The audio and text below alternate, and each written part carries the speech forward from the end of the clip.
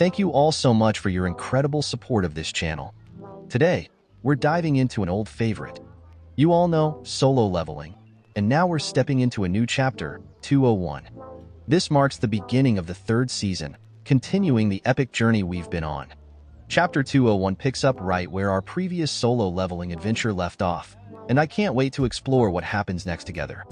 Whether you've been with us since the beginning or are just joining in now, get ready for more intense action, new challenges, and some familiar faces as we dive back into this world we love. And if you're new to my channel, please consider subscribing. Without further ado, let's jump into the story. In ancient times, the outer gods, supreme entities of unimaginable power, created countless universes in their quest for eternal existence.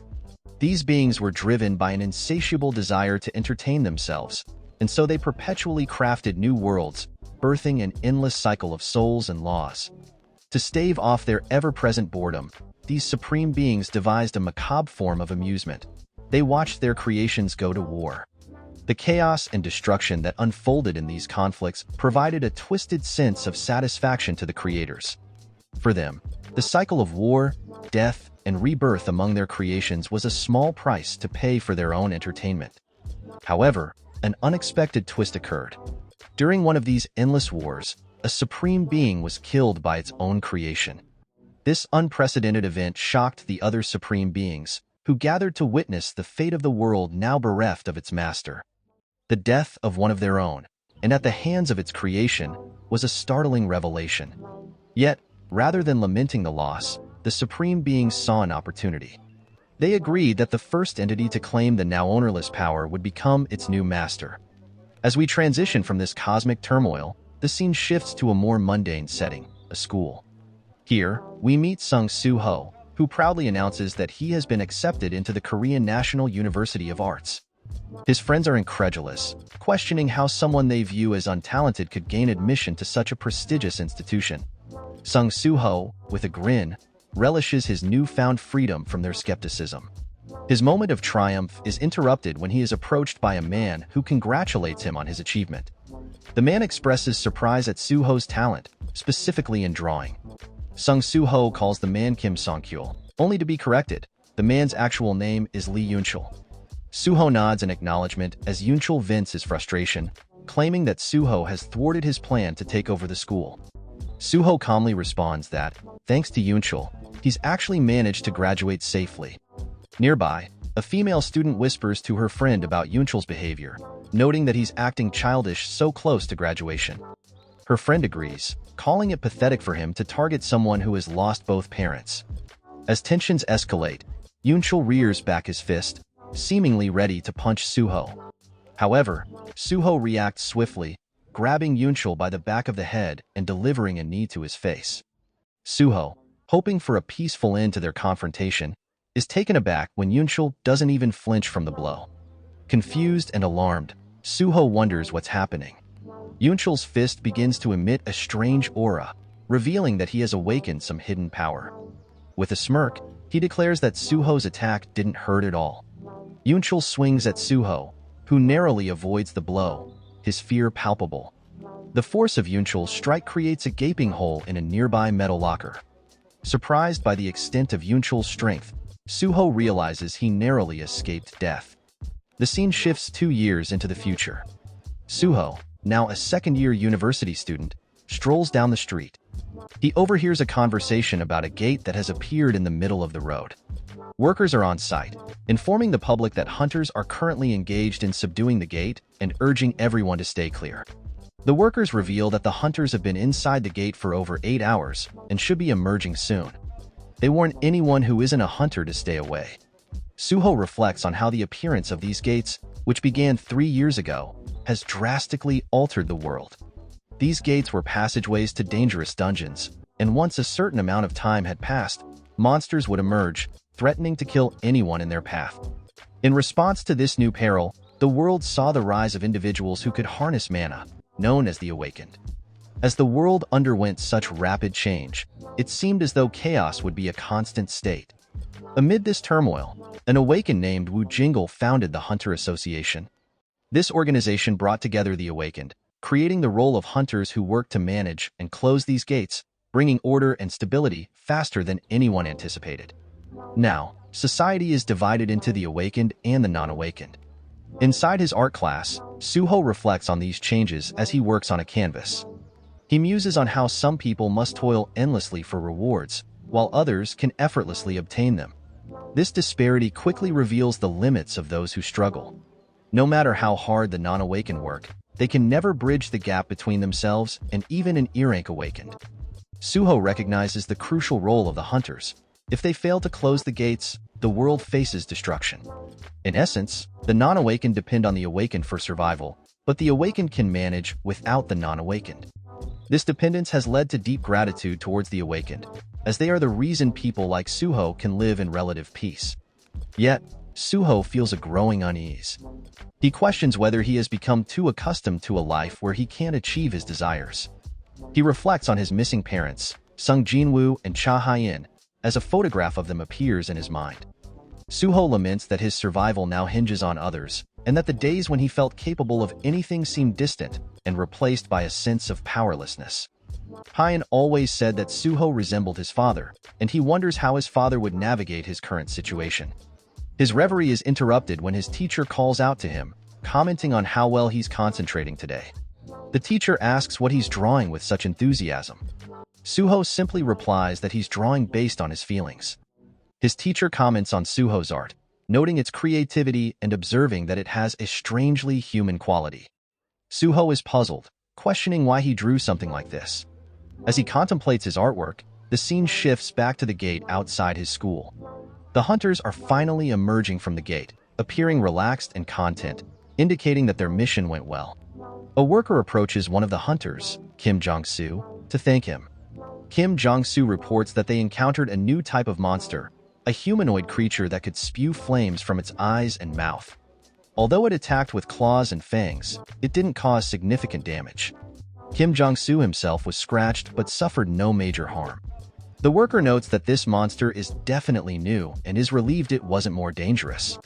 He instructs Kim Jong-soo to file a simple report on the encounter.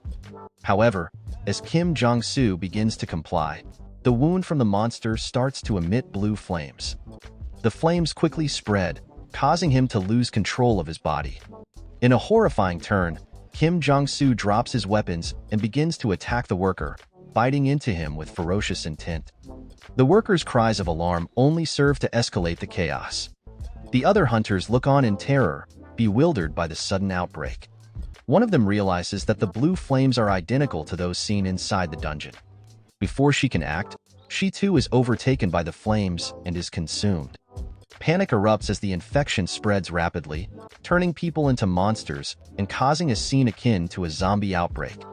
As chaos unfolds outside, Suho and his classmates hear the commotion and rush to the window. They witness the terrifying sight of people attacking each other, their forms grotesquely altered. The realization dawns on Suho and his classmates. It looks like a dungeon break is occurring right outside their school. As chaos erupts outside, one of Suho's classmates exclaims that they need to escape, sarcastically suggesting that staying might earn them a Darwin Award. Another suggests waiting for the hunters to arrive. They call out to their teacher, Mr. Lim, pleading for him to do something. Mr. Lim, who is only an ear-rank awakened, admits he's not much help. Suho notices an infected individual crouched on the rooftop of a nearby building. The creature leaps across, and Suho urgently warns everyone to flee. As the monstrous entity barrels past him, trying to devour him, Suho ducks and the group starts to run, abandoning some of their classmates. In the chaos, a girl stumbles and falls, her legs giving out as she starts to cry. She desperately begs Suho for help.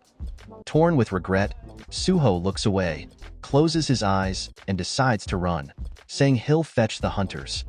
He instantly regrets his decision, realizing it's effectively condemning her to death, but feels powerless as a non-awakened. Haunted by his helplessness, Suho wonders what his father, Jin-woo, would do in this dire situation. Meanwhile, the monster finishes attacking one of Suho's classmates and begins to slowly advance toward the crying girl. Her fear escalates as the creature's gaping mouth opens, preparing to devour her. In a desperate act, Suho returns with a fire extinguisher. He slams it into the monster's face, shouting that if his dad were here, he would definitely fight back. As Suho braces himself, a status window glitches onto his screen, indicating that he has met all the requirements for a secret quest titled Courage of the Weak. Suho reflects on a past dream that resembled a game, where he fought monsters on increasingly challenging floors. He recalls how he grew stronger with each level, facing tougher monsters and achieving the highest floor possible. This dream, detailed in one of the solo leveling extra chapters, underscores his resolve to match the monster's strength and rise to the challenge. In Suho's past dream, he faced a final boss of immense power. Though this enemy was his foe, Suho couldn't help but feel a mix of envy and awe at the display of strength. To his shock, the final boss turned out to be none other than his father, who asked him if the game was enjoyable. This reflection of his father's strength and reliability deeply impacted him, leaving Suho wondering how his father had become so powerful. Back in the present, Suho rushes with the fire extinguisher, thinking that if he were in this situation, he would do exactly what he's doing now. As he strikes the monster, it reels from the impact. Suho is left contemplating his next move, recalling that non-awakened attacks are generally ineffective against these creatures. He realizes that his reckless approach might have been a mistake. Suddenly, everything around him freezes in time.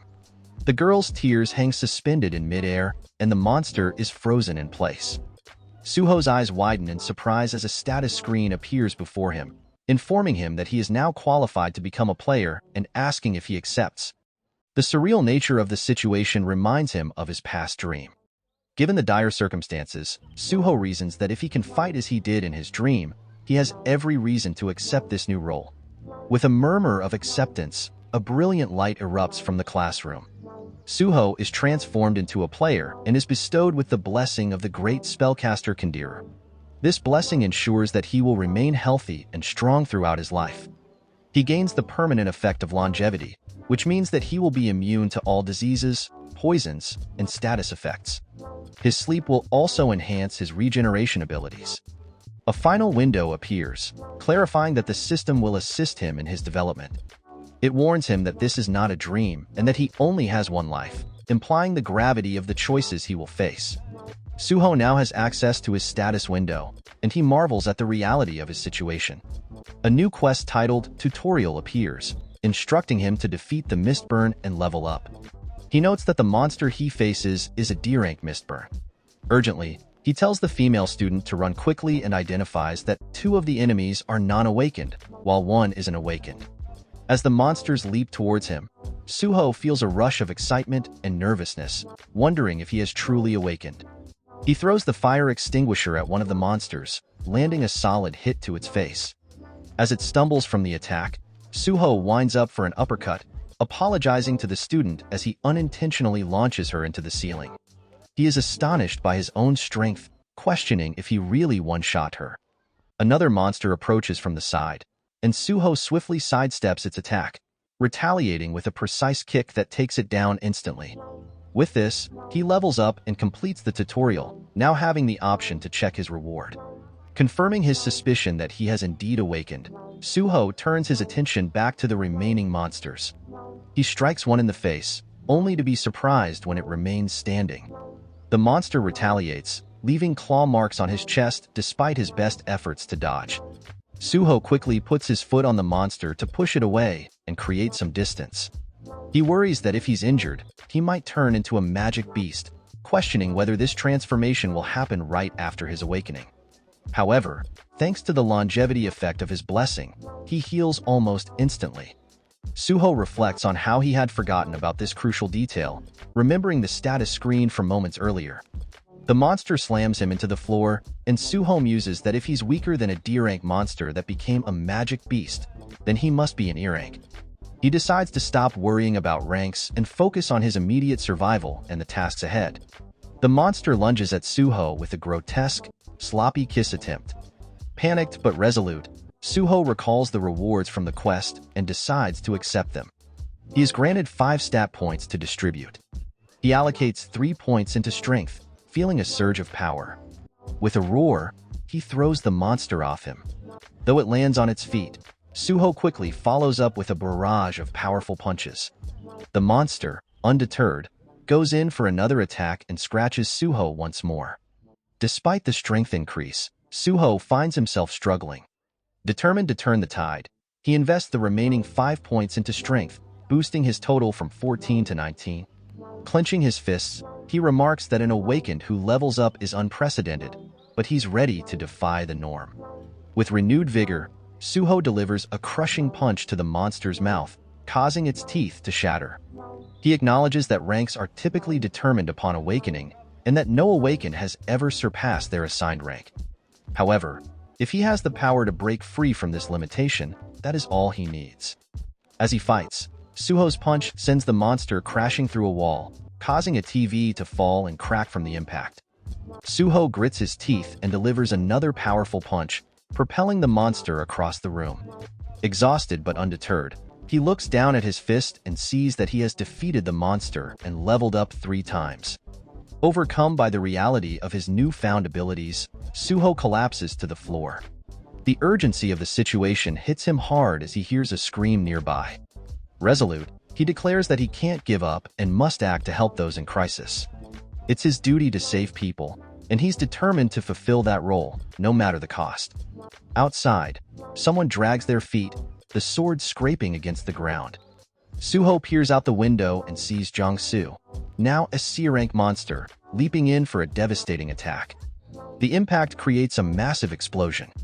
Sirens begin to blare, announcing a dungeon break at the Korea University of Arts. An urgent evacuation order is issued to all civilians in the area. Soldiers stationed nearby stand by, watching the chaos unfold. One soldier expresses frustration, lamenting that people are dying while they remain helpless and questioning when the Hunter Association will arrive. Another soldier responds that the delay is due to the need to assign a B rank or higher hunter. The commander wonders why such a high rank is necessary for what should be a D rank dungeon. The soldier explains that the association is concerned because hunters, like Jong-soo, have been infected. Inside the building, Suho watches in bewilderment as Jong-soo, now a C-rank monster, approaches through the window. Suho is confused, wondering if Jong-soo really jumped up from the ground and how this new weapon-wielding monster differs from the previous Mistburns. He doubts whether his recent level-ups will be enough to help him survive. Jong-soo's sword slices through the air, narrowly missing Suho and carving through the building behind him. Pressing his back against the wall, Suho mutters that the situation is insane. He sees the fire extinguisher flying toward Jong-soo, but watches in horror as Jong-soo slices it in half. Seizing the moment, Suho sidesteps and darts into the hallway as the fire extinguisher explodes. Realizing the enormity of the threat, Suho concludes that he cannot face such a powerful monster on his own. Desperation drives him to flee, knowing he needs help beyond what he can muster alone. He wonders when the other hunters will get here, saying that he just needs to hold out until they do. Jong-soo follows him into the hallway, and then hears something to his left. He looks up at it, and Suho wonders what he's looking at, and quickly realizes that it is other students on the roof. Jong-soo doesn't miss a beat, and is instantly leaping at them. Suho hears him attack, as we don't see the women standing there anymore. He grits his teeth, and realizes that he has to go help, and that there's no time to wait for a hunter. He jumps up, kicking Jong-soo in the back of the head, saying that he needs to stop him here. But his kick was ineffective, and Jong-soo turns, swinging his sword at him. He realizes that just a single hit, and he will be dead. But he cannot let him run loose, as we see the women bleeding out on the floor. He returns with a barrage of punches to his stomach, and then starts to avoid each and every attack. Every time he dodges, he's trading a blow on Jong-soo. Suho stretches his hands out, grabbing onto the back of Jong-soo's head, pulling him in and kneeing him in the face. Jong-soo tightens the grip on his blade, swinging it, cutting Suho straight through the stomach. Suho begins to spit up blood, and then is kicked away into the wall on the opposite side of the roof. He spits out even more blood and begins to lose consciousness, as we see that he only has 1 health point remaining. He says that he must have lucked out, and that the system does not want him to fail yet. We see the space around them slowly begin to crack, as Jong-soo starts to get more excited. Suho takes a stance, and it keeps continuing to crack. Jong-soo leaps in, and we see that Suho's fatigue is 99. His eyes begin to go blurry, and he realizes that he's screwed, as he starts to fall unconscious as Jong-soo attacks. The shattering behind continues, as we see it fully crack open now, and a purple shadow leaps from it, flying straight towards the roof. As Jiangsu goes in for the attack, we see his arm go flying through the air. Suho looks up, wondering why he sees an ant, and we hear Beru saying no, it was all because he was late. He begins to heal Suho, and then turns towards Jiangsu, saying that they must be the lowly pests that dared to harm his highness. He trains straight through Jiangsu, causing him to turn to a red mist. We see another monster coming towards Lim, and he starts to scream for somebody to help, as we see it also gets trained. This happens to every single monster in the vicinity, as Beru takes them out one by one, in rapid succession, leaving nothing but body parts behind. He's moving so fast, he's shattering all of the glass in the building, as Bro is breaking sound barriers. The area instantly brightens up, and everybody wonders what's going on. Back on the roof, we see Beru kneeling, as he tells Suho it's been a long time, calling him the young monarch. It jumps to a young Suho drawing all of Jinhwa's shadow summons on paper. He looks up after hearing something, and is excited to see Beru with an apron. Berk picks it up, asking if he is drawing him, and begins to cry, saying that he is touched. Suho then snaps out of it as he wakes up in a hospital. He stares at the ceiling, wondering what's going on. He then starts getting chewed out on the phone, asking if he is okay, and says that the world is going crazy and that he'll send a few bodyguards. Suho tells his uncle that he's fine, and we learn that it's been 2 days since the incident, and that due to all the casualties, it became a hot topic. The discovery of mistburns, a monster that can infect even hunters, along with the association's delayed response to the incident even though it happened in the middle of the city.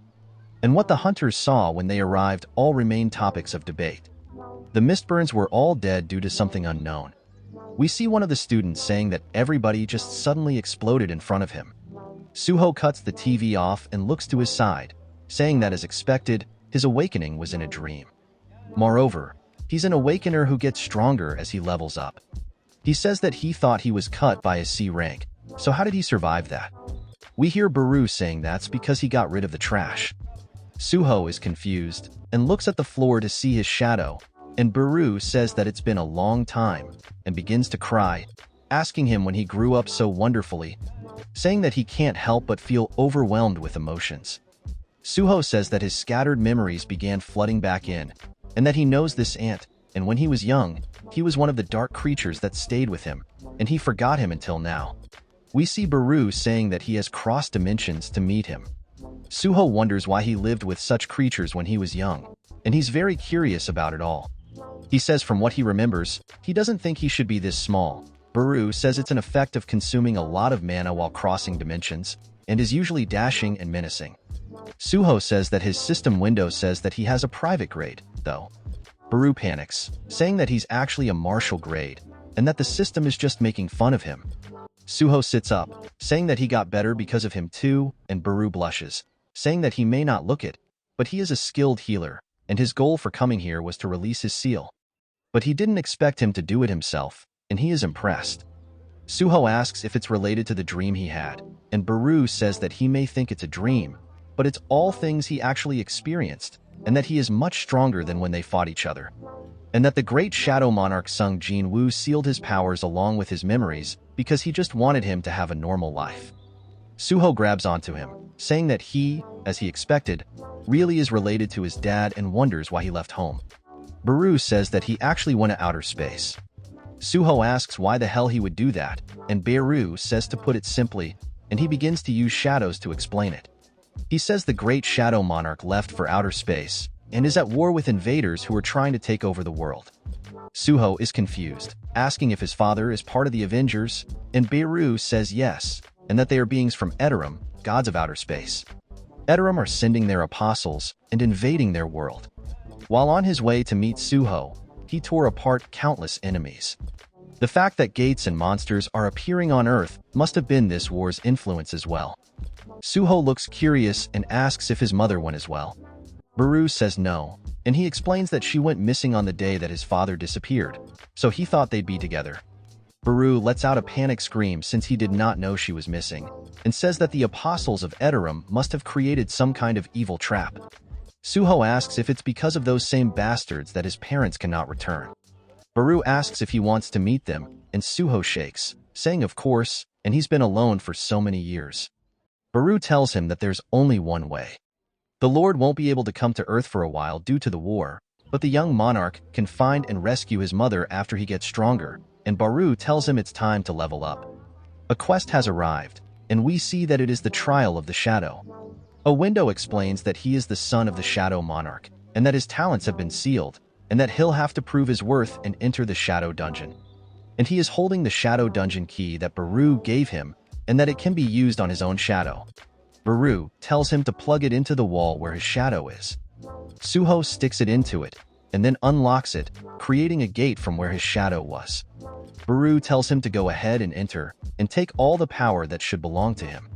Suho is still in disbelief, saying that outer space, the war with the gods, or even the shadow monarch, none of it makes sense to him, but still, if he can meet them again by getting stronger, he'll level up as much as he can to make that happen.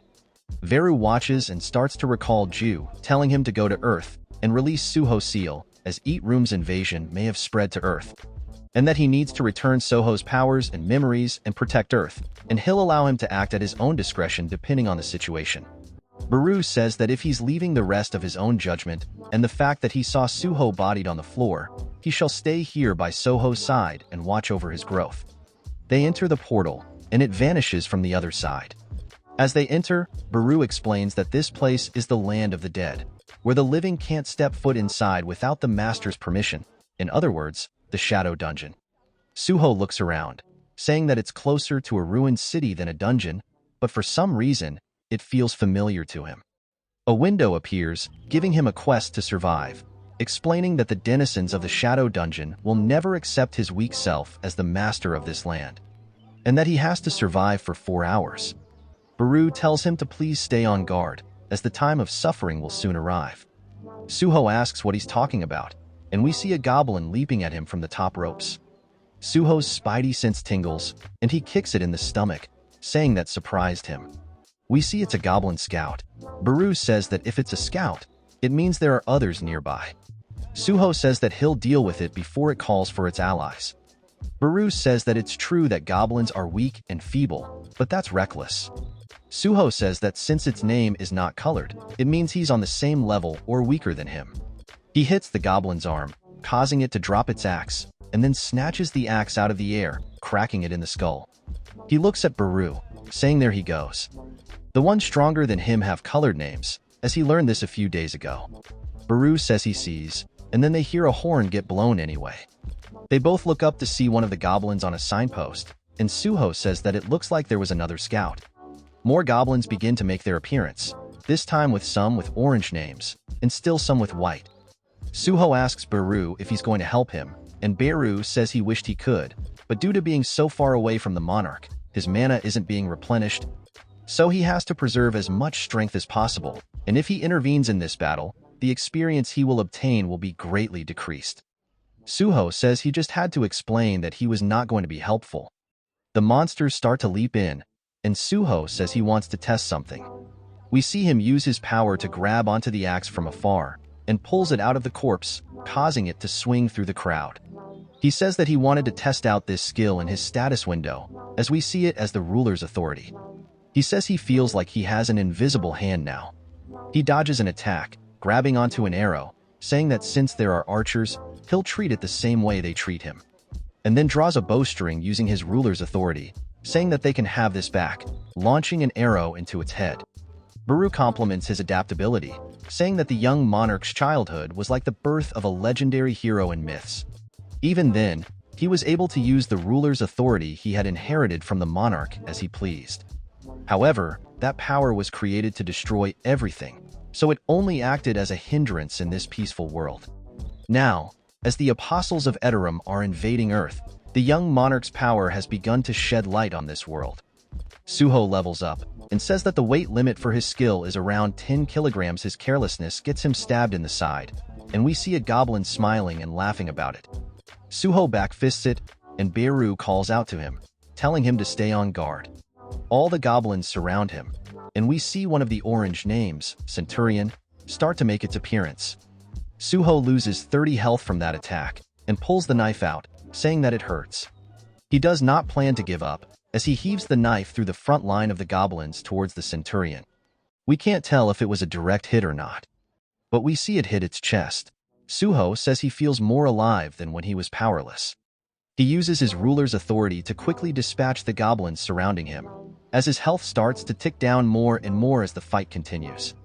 He grabs back onto his knife, and we see he's below half now, and he charges in for another attack towards the centurion. They quickly surround him, and it cuts to a status screen, saying that he has learned the skill Resilience, and that he has gotten 5 level ups.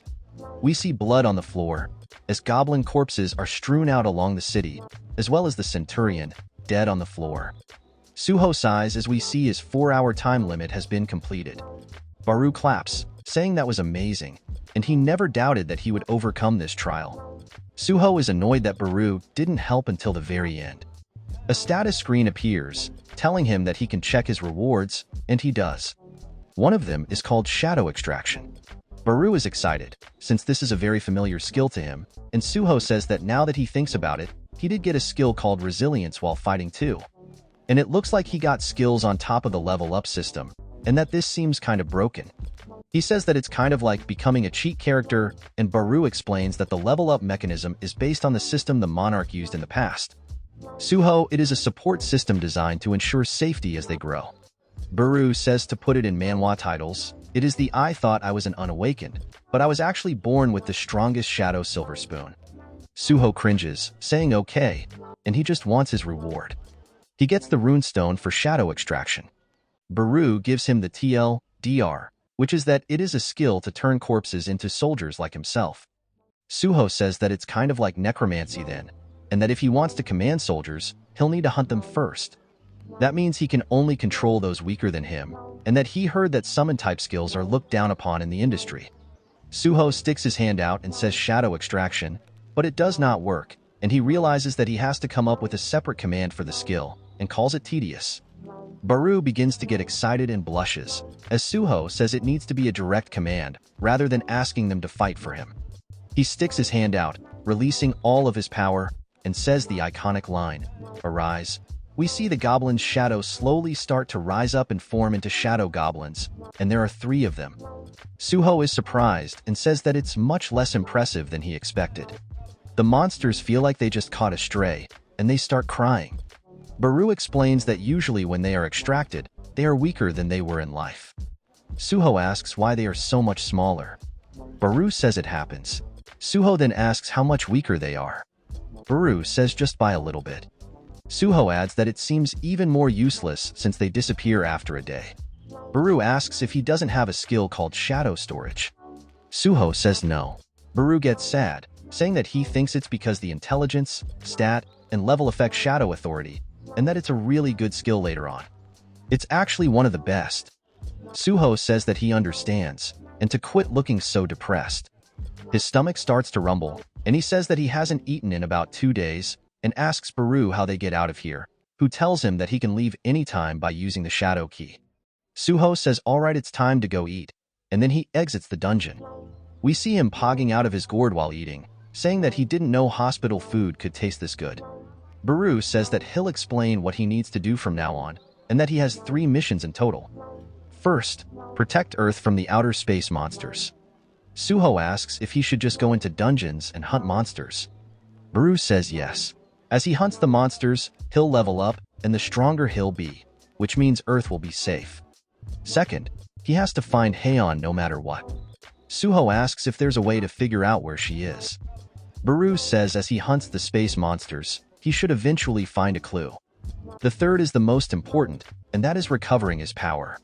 He can't believe he's just a private grade, and he wants to show him his true power. Suho asks what he needs to recover his power, and Baru says he can absorb a portion of the target's magic and knowledge by consuming them.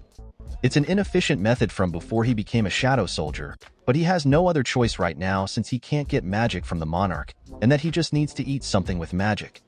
Suho says that every one of these tasks is just asking him to get into dungeons.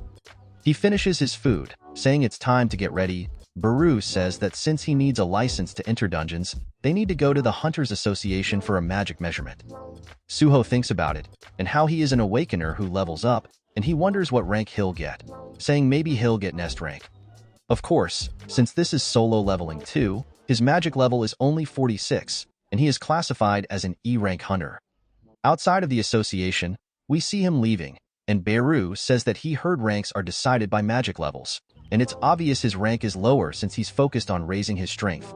Suho says he doesn't have to go out as a way to comfort him, and it only makes him feel worse, and he wonders if he'll even be able to protect the Earth at this rate. Beru reminds him that he can level up, and Suho says that he's heard raiding parties rarely hire E-rank and F-rank hunters, and at this rate, getting into a dungeon itself will be hard. Then he realizes something and thinks there might actually be one way. He explains how the strike squad raids the dungeon, the hauling team follows behind and collects the monsters' corpses, and the mining team extracts resources from the dungeon in the backlines. Except for the strike squad, the other teams accept E-rank hunters, so he will be able to enter. We see him mining away on some crystals, and he sighs. We see him thanking Lim for introducing him here, saying that he is just the only awakened he knows. If you don't remember, Lim was his teacher.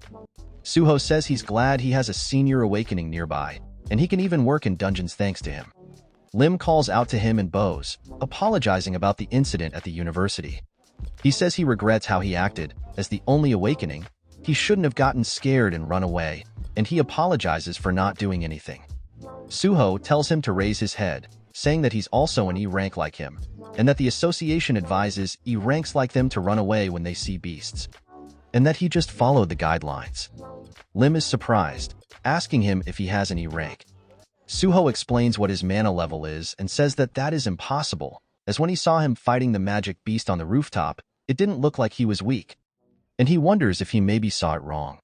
He says it's even more impressive that an E-rank got attacked and survived, and Beru says that is indeed extraordinary. Lim turns to his side, wondering who the hell is talking, and then falls to the floor, thinking that it's a magic beast. Suho asks him why he suddenly came out, and Beru says that right now he's as weak as a larva, and he can only be at peace if he stays here and protects him. Lim quickly gets up and asks if he woke as a summoner. Suho says yes. Lim says that many E-ranks don't have skills, calling him lucky, and for his information, he has a running skill. Suho says that must be why he's so good at doing it. Lim gets depressed, and Suho tells him it was only a joke. Beru floats around him, saying that as expected of the young monarch, he's completely crushed his mental. Suho says come to think of it, this is his first time inside of a dungeon besides the shadow one, and he wonders if the strike squad is up ahead hunting the monsters. We see them stabbing a wolf in the throat, saying that the dungeon is empty. One of the men says that only wolf types have been popping up and that their pelts aren't worth much. Another one of the men tells them not to let their guards down, and they're never too sure about a dungeon until it comes to an end. One of the men tells them that there's something in the side path. We start to get a familiar vibe from the first solo leveling as they enter a weird ritual room. One of the men suggests they go back and request backup, but another one tells them that their detection skills aren't picking up any magic beasts. One of them suggests that there might even be hidden treasure here instead of a boss monster, as we see a sword stabbed into the ground. One of them is surprised, saying he didn't actually expect this, and they start to pog out about the fact they hit the jackpot. They need to appraise it to be sure, but it looks amazing. One of the men named Kim Yong-jun goes to reach out for the blade, and they try telling him to stop as there is usually traps. He says that he's a C-rank tank, so he can easily handle it. As he grabs onto it, he begins to feel an immense pressure, and he wonders what is going on as he only sees blood around him. Then he gets eaten mentally. The blade comes out of the ground, and his men sigh, saying that it looks like there are no traps. Ends one of the men calls out to him, telling him to be more careful next time. But Yongjun is already consumed by whatever is inside of the sword, and tells the man he got ahead of himself. The rest see this and begin to feel fear. We hear Yongjun asking them why they dare to covet the sword of the Monarch of Fangs. Why they dare to covet the sword of the Monarch of Fangs. We see from Yongjun's perspective, the only thing he can hear is that he needs to kill the intruders inside of his domain. As we see his friends making fearful expressions as he cuts them down one by one, we see that he's completely lost his rationality, and that the only thing he is doing is following orders. Back to the miners, we see them going crazy, and some of the other workers wonder what's going on, asking if there was a summoning skill like that. As we see the goblins putting in some work, Lim says that he heard summoners can only summon 1 or 2 creatures at once, that he's summoned 3, for if he includes the talking ghost, and says that Suho's power is abnormal. Suho's happy, saying that it's inconvenient that he can only summon up to 3 and he needs a corpse to use the skill, but it's not too bad since he can take and use a corpse from the Shadow Dungeon. It's convenient because it does menial labor in his stead without complaints, and says that it seems like a pretty decent skill, just as Baru told him. Baru tells him not to compliment him after asking them to do miscellaneous tasks, and asking if he entered here to level up. Suho explains that it's because an E-rank hunter can't enter a dungeon on their own, and that he's heard that the measuring device still gets a lot of errors, so he's thinking of getting a reassessment once he increases his mana, and that they can do their 3rd mission here. Baru asks if it's about him recovering his power, and Suho says that he could recover by eating stuff containing mana, and explains that even these magic stone fragments on the floor contain mana. Baru says not to tell him, and Suho throws him on the ground, saying that since he's useless for gathering magic stones, he should just eat the ones off the ground while he's meditating. We see Baru start munching. Then he starts to feel something, and calls out to Suho, telling him that he felt a monarch's presence. Suho asks if he's talking about his father, and Baru says no, more than one existence holds the rank of a monarch. And if it was Jinwoo, then his powers would have recovered instantly, and that he recognizes this beastly scent. We see some workers deeper in the mine wondering what that sound is, and they say that it was where the strike squad was headed. We see some glowing eyes from the cave in front of them as the wolves begin to walk towards them. One of them screams, telling the rest that the magic beasts are here, and he tells everybody to run away. We see one of them panic swinging towards them, telling them not to get close. The monster bites onto his pickaxe and instantly shatters it.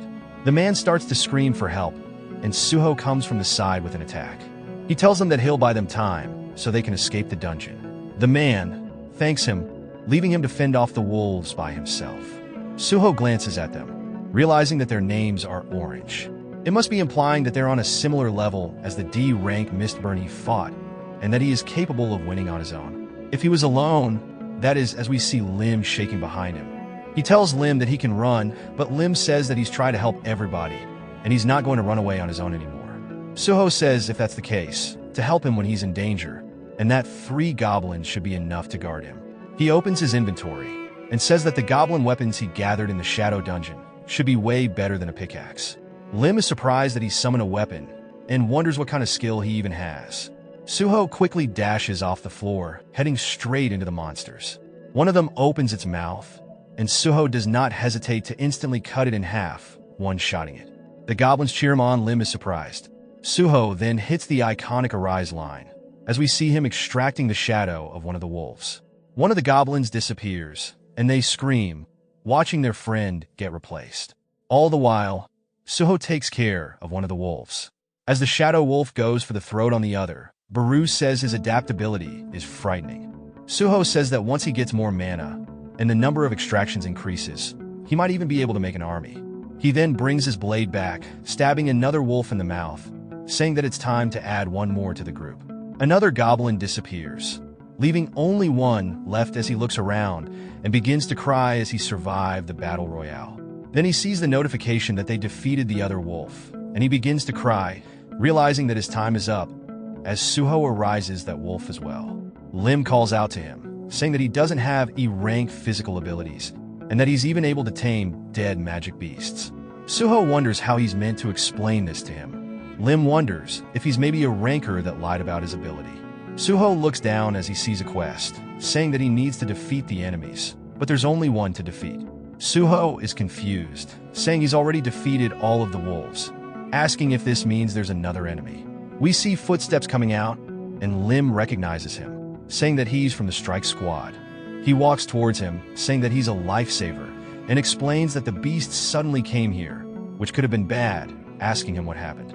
Suho tries to tell him that it's dangerous, and we see Lim realize that once he makes eye contact with Yongjun, as he has the eyes of a monster.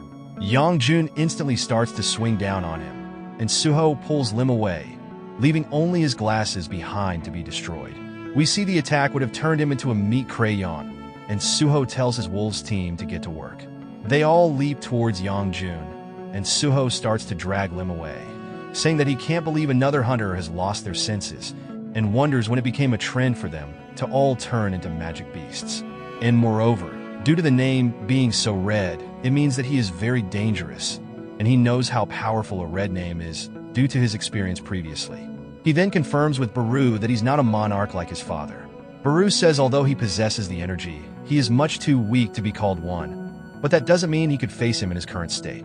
Suho says that's all he needed to hear, and Baru asks if he's planning to fight. Suho says that he told him that the system provides assistance to ensure his stable growth. And since it gave him a quest, that must mean he can potentially win. Most importantly, in order to see his parents, he needs to get stronger. We see the three wolves leaping towards Yongjun as he cuts them in half, and Yongjun begins to smile menacingly. Suho says he'll defeat a red name right here and grow substantially from it. Baru is touched by how Suho is saying even though he has faced a lot of trials time and time again, he never runs away, and even though he is so weak, you can see the aura of a monarch from him. He tells Suho that the true form is the sword. If he cuts off the arm and separates it from the host, he won't be able to move anymore. We see the wolves that were cut apart begin to form again around him. Yongjun turns, screaming as they all start to jump him from all sides. One of them bites onto the sword, and Suho is surprised that they got up again just because he poured mana into them. Baru explains that shadow soldiers have astral forms.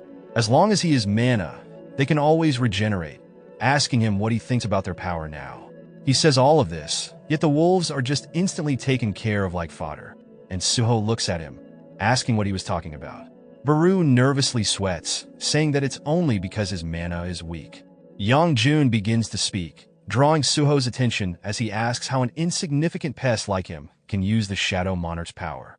Suho is surprised he can talk, and Baru asks how he dares to call the blood of the Shadow Monarch an insignificant pest. Yongjun starts to shake, saying he can't believe they would meet here, and that he is the monarch of Fong's enemy. A dagger flies in, and Yongjun blocks it instantly, along with a follow-up attack. Suho says it's time to start the actual fight. Every single time he throws an attack towards Yongjun, it is instantly taken care of. Suho says as expected of a red name, it can easily take this much. He looks at all the weapons gathered around him, and he realizes that he won't be able to beat him with quality. So he stretches his hand out, saying he has to win through quantity and starts sending out each and every one of the weapons at Yongjun again. Yongjun starts to deflect them out of the air, and Baru says this is his aptitude for ruler's authority, which he showed since he was an infant. However, it doesn't seem to be having much value as none of his attacks are piercing through Yongjun's defense. Suho goes for a thrust, but realizes this was a bad move as his dagger is instantly cut off. Yongjun then starts to come for a follow-up, and Suho avoids attack after attack, saying it's the same thing as having no way to fight back, and if a single attack lands, he is dead, but he also can't drag this out as his chance of winning will get worse and worse. Yongjun asks if he's going to keep running away like a coward, saying that his father must also be one too, and he must be someone who hides behind his shadow soldiers. Suho says shit-talking somebody's parents is crazy. Even though he's being provoked, he's not confident that he can fight him and wishes that he had more strength. He asks Baru why his power from when he climbed the tower hasn't returned if his seal has been released. Baru explains that his power was sealed when he was an infant, and it would be better to think of it as if he's regaining his talent from that time. If he had that power, it would certainly be more than enough to go against Iterum. However, that place was neither a dream nor reality. It was merely a test to see if he could deal with his talent. His physical strength was expected to whether he passed the test or not. Suho says it really was just a game then, and Baru says his experience in the tower was by no means useless, that he needs to try to recall it and feel his fighting spirit. Suho says he can clearly remember his feelings from back then as at the tower. He mostly fought with his fist, and if only he had a gauntlet like back then. He then recalls how Baru was talking about their forms being astral, and he says that this means he could change their forms however he wants. He has and he gets the dog boys back up, and Yongjun swings, asking if he doesn't realize that his plan won't work. The wolves leap up, and Yongjun says he'll cut them down first, but we see the wolves slowly beginning to shift as they began to form around Suho's fists. Yongjun strikes down, and we hear a loud clang. Yongjun thinks his attack worked, but he's in for a rude awakening as he looks down to see that Suho has blocked it by turning the dog boys into gauntlets, which has leveled up his shadow extraction skill. Now he can change the form of shadow soldiers as he pleases. He says with this, his hand-to-hand combat is easily doable now. He starts trading blows with young Jun. Baru sits there, surprised, saying to turn shadow soldiers into his weapons is crazy, and that the Shadow Monarch, who infinitely transcends levels, stood in a position to freely control shadows. However, the young monarch has only just learned shadow authority, putting him at the level of an ant larva that just hatched, and to think he would instantly go to the next step without anybody teaching him. His combat IQ, along with his aptitude for ruler's authority, and now even his practical use of this skill to distract Yongjun, shows that this dude is just built different. We see him come in for an attack, hitting Yongjun directly in the stomach, causing him to go flying backward into the cave wall, and that the attack is definitely successful as Yongjun lets out a scream in pain. Suho dashes in and begins to use ruler's authority to pull all of the weapons from the floor, launching them all towards Yongjun. And while Yongjun begins to feel overwhelmed, he takes the chance to cut his arm off, and Beru says once more that Suho is an actual prodigy. Suho says that he was worried because his name was red, but he was not unbeatable. Beru says that he didn't doubt his victory for a moment. Suho says that is obviously cap. Still, he learned a new way to fight in this battle, so it's not too bad of a reward, and that he should check the actual rewards while he's at it. He is given the rune stone for Storm Slash, and he learns it. We see that it is a skill that imbues the wind into his attack. He says he wanted this skill the most, and then he decides to give it a test. He gets rid of the gauntlets, saying that he needs a sword, and he sees it on the ground. As we hear the sword saying this is humiliating. To think that he would suffer defeat at the hands of the Shadow Monarch's blood of all people, but says that it's not over yet, as the bottomless greed of humans will feed him once more, and the moment he grabs him, his greed shall swallow him whole. But for some reason, when he goes to bite him, that is not the case. The sword is even confused, and we see that Suho obtains the item, Raken's Fong. He says it looks a whole lot better than a goblin's weapon. Fong is surprised, asking how he wasn't dominated by him. But of course we know it's due to Kandiru's blessing longevity. For some reason, Suho instantly goes into reverse grip and starts swinging that thing around, using Storm Slash to destroy some of the walls nearby. He says it seems problematic that a single use drains his mana, but he likes its power. Baru says that his response to shadow extraction was much too lukewarm in comparison, and that the power of a shadow is already hundreds of thousands of times more amazing. Lim starts to wake up, and Suho asks how he is. Lim asks what happened, but Suho says it's too long of a story, asking if he can explain it on the way out, as he sees Young-ho beside him without an arm. Outside of the gate, we see everybody sitting there, and Suho says he's going to go in and check if there are more survivors. Lim watches him, saying that an E rank with a summoning skill shouldn't make him stand out so much, and he wonders how he's so strong, but decides it doesn't matter right now. And what's more important is that he rescued everybody here. We see more wolves growling, only to get beaten up by Suho, as he instantly defeats 2 of them, leveling up. He says there are still a lot of wolf types inside of here, and Baru says it's all free experience, so he can't let it go to waste. Suho then asks Fong why his attack dropped all of a sudden, and Fong asks if he thinks he would cooperate with him. Baru explains his ability is used against those weaker than himself, calling him a wolf and shameful. Fong asks him what kind of hunter would target a prey stronger than itself. Baru says that Suho is that exact type of hunter. While they talk, Suho looks around at all of the mana crystals and sees them just laying here. We see him walking into the ruins area, and he looks at all the hunters' corpses, and he starts to feel sad. Baru tells him there's nothing he could have done, and Fong says that he killed all of those who dared to intrude upon his place, and that it was his mission to guard the sanctuary in the first place. Suho grabs onto the sword, slamming it into the ground, telling him to be quiet. As we see, shadow extraction can be used on the hunters. Suho asks about it, and Baru says that any corpse can be turned into a soldier, regardless of where it is from. Suho stretches his hand out, but then stops himself and instead picks up the hunters. Baru asks if he's not going to do it. He says nah, making them fight after death is just another punishment.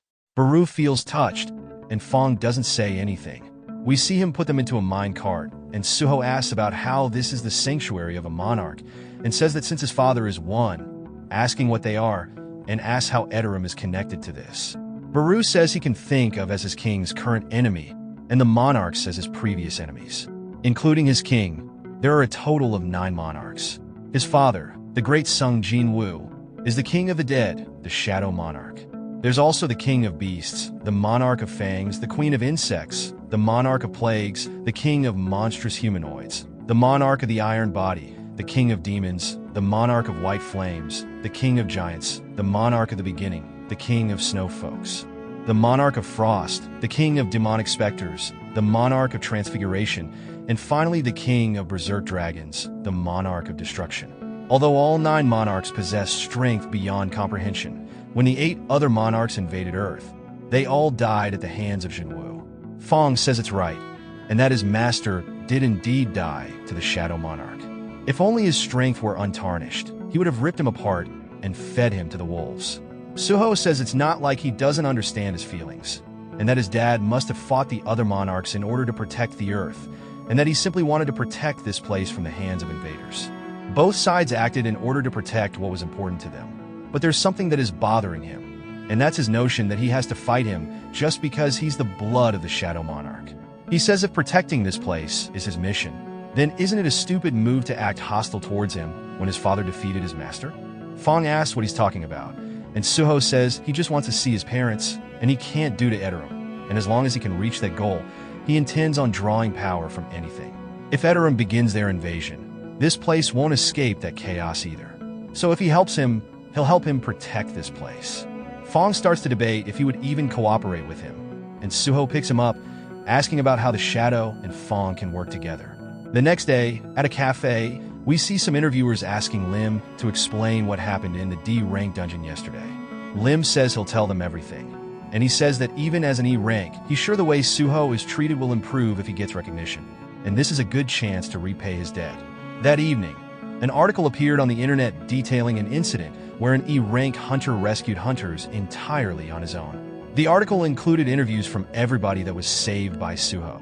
We see it jumps to a man saying it's time to pick up a few porters, and we learn that it is the Black Tortoise Guild's management team, specifically the second. One of them says yes, and that they desperately need new members, and that they need more E-rank hunters. We're introduced to a man named Lee Young-ho, which is the leader of this team. He says he's sending them a current E-rank, asking what they think of this one. We see a man on his computer who is reading all of the information about the article. He stands up asking about it, and Jungo says that if a big guild like them snatches this guy up, it would make a killer headline, a hero rising from E-rank, and that he wants to contact him immediately. We see Jungo putting his phone down, asking his men if Suho has replied, saying that since he was invited to their guild, he'd probably like it a lot. The man looks a bit down, telling him that he actually declined. Young-ho is surprised, asking how he would decline their guild, asking if it makes sense for him to refuse an offer like theirs. The man tells him that he's not planning to join any guilds. Young-ho asks if he thinks he's some kind of S-rank, and the man tells him that he'll probably call them back sooner or later, as he'll realize how hard it is to not be in a guild. We see Suho doomed scrolling through his phone, saying that he's been getting a lot of offers from guilds after returning from the dungeon. Beirut tells him that there are a lot of people who covet his talent. Suho says that all of them are trying to hire him as either a collector or a porter, and he wonders why so many of them are contacting him. Obviously, the reason is Lim. He says if he joins a guild, it would only hinder his growth through the leveling system, so there's no need for him to join one. Suho says that's that, and looks over asking Fong if he wants to continue their conversation. Fong wonders what's wrong with him, asking how he could say something so absurd like working together. However, if that shadow becomes an ally and not an enemy, it might be worth it. Fong says he has one condition, telling him to take him to a different sanctuary of his monarch. Suho asks if he knows how to get there, and Fong says that he can find its location no matter how far it is. He can already feel the gate that leads to the sanctuary has disappeared, and it's probably what his kind refer to as a dungeon break. Suho says that means it is turned into a field-type dungeon. A field-type dungeon is a type that has become deserted due to a dungeon break, and monsters inhabit the area. We see him telling his uncle that he's going to go outside for a bit and not to worry about him, even if he doesn't contact him for a bit. We see him all dressed up, saying that it's time to head to the sanctuary. Deep in the mountains, we see him at a gate, and he asks Fong if he's sure it's here. Fong says yes. Suho says that this is going to be hard, as it is a place occupied by a hunter guild, and it is illegal to trespass in a private property, and that he has heard of the Hyena Guild, as they are a gangster guild. Baru says instead of listening to that small creature, it's better to level up and increase his power. Baru is surprised, asking Suho what he is doing, and he tells them to get ready to enter. As we see him using his ruler's authority, Baru asks what he can do about the guild. As we see him controlling the camera, Suho says there is a way for everything, and he pulls it off the wall, shattering it, saying that there's nothing they can do if there is no evidence. Baru says the way he does things without hesitation resembles the Monarch a lot, and we see him heading in. Suho wonders if field-type dungeons usually have this much fog. Baru explains that the fog is magic from outer space, and it forces the dimensional barrier to break and generate rifts in the world. Fong says that because of that fog, the synchro hues and wander through the rift and end up connected to Earth. Baru explains that beings from outer space are drilling a huge hole in their dimension to send troops in, and that's because the more magic power they have, the more they are affected by the movement, just like him. Suho asks if that means it's going to take time for the strong ones to get here. He says if that's the case, he just needs to level up, as we see some monsters in front of him. There is the orange named Razor Claw Briga, Black Shadow Razan as well, and Fong says it's time to show his power.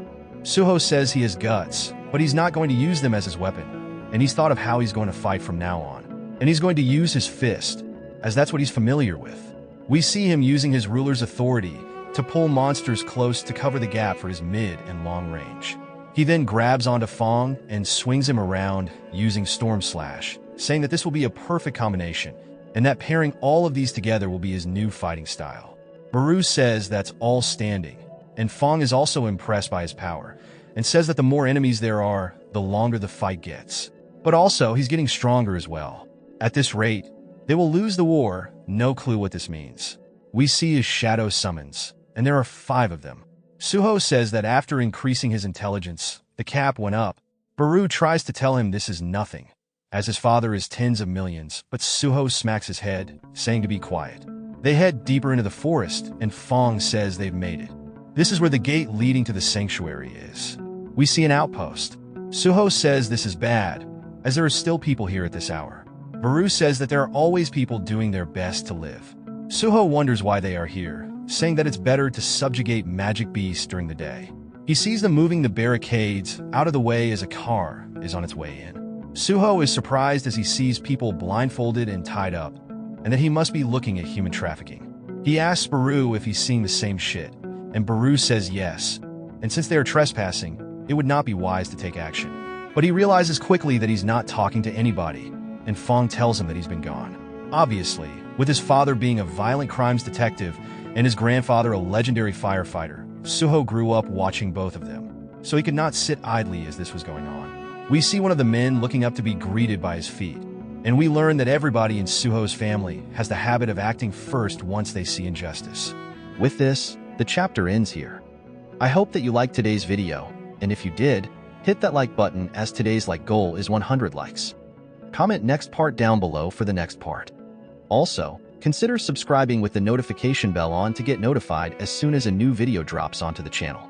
I'll meet you in the next video. Until then, thanks for watching.